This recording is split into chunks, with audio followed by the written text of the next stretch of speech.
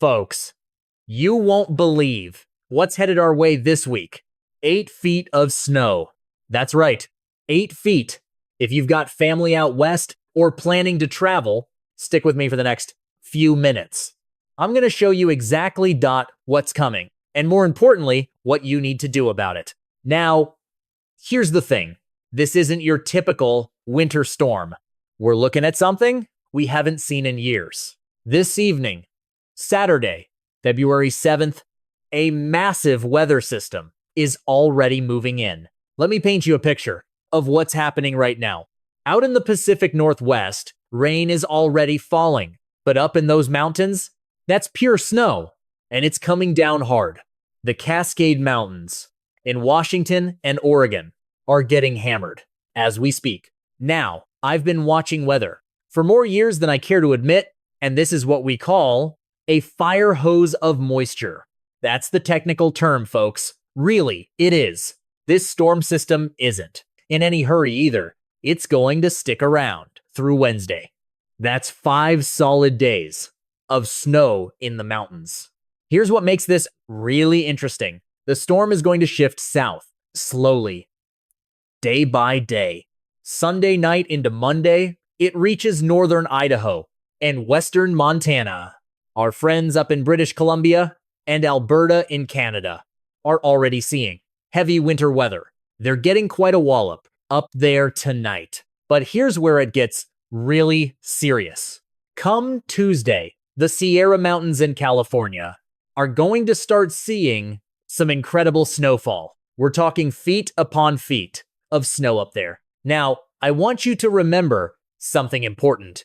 At the 3-minute mark here, I promised you the critical info, so let me give it to you straight. By Wednesday evening, February 11th, the Cascades and Sierra Mountains could see 80 to 90 inches of snow. That's 6.5 to 7.5 feet. Some spots could see even more than that. To put that in perspective, that's taller than most of us. Taller than your front door. This snow isn't just staying in one place either. It's spreading inland, across Nevada, into Idaho, western Montana, Wyoming, and northern Utah. These areas are looking at a few feet of snow as well.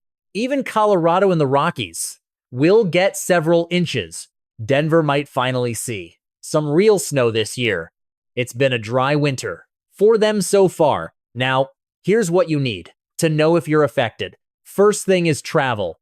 If you're planning to drive through any mountain passes in the West this week, you need to reconsider. I'm talking about Interstate 80 through the Sierras, Interstate 90 through the Cascades and Rockies. These roads will likely close multiple times this week. No warning, just sudden closures when it gets too dangerous. My neighbor Bob learned this the hard way back in '97. Thought he could push through to Reno in a storm.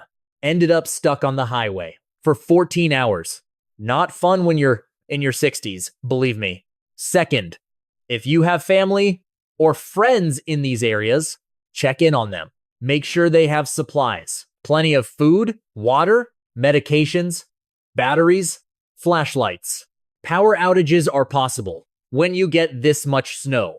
Trees can come down, power lines can snap. Better to be prepared and not need it. Third, and this is important for folks with heart conditions, do not shovel this heavy, wet snow. I know it's tempting to clear your driveway yourself, but this kind of snow is backbreaking, literally. Every winter, we hear stories. Get a neighbor kid to do it, hire someone, or use a snowblower if you have one. Now, let's talk about the coastal areas. If you're in places like San Diego, Los Angeles, or Sacramento, you're not getting snow. You're getting rain, potentially a lot of it. Tuesday and Tuesday night could bring heavy rainfall. We're talking soaking rains that California desperately needs. But it can also mean flash flooding in some areas, especially if you're near recent burn scars. You know what I always say? Turn around, don't drown. If you see water over the roadway, find another route. It's not worth the risk. Here's something else worth mentioning. This storm is actually good news in one way. The West has been dealing with drought conditions. This moisture is desperately needed for the water supply. All that mountain snow will melt in spring and fill up the reservoirs and rivers. So while it's a challenge now, it's a blessing later. Now, I want to shift gears for just a moment, talk about what's happening in other parts of the country, because I know many of you have family spread out. If you're in the Northeast right now, you're dealing with something completely different. Bitterly cold temperatures.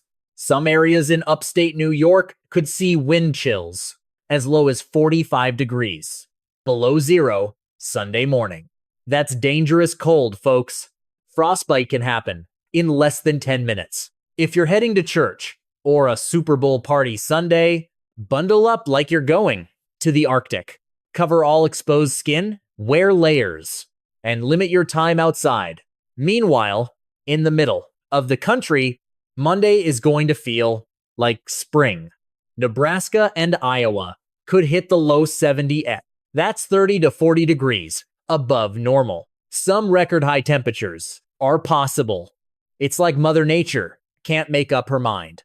Snow out west, Arctic air in the Northeast, and spring weather in the middle.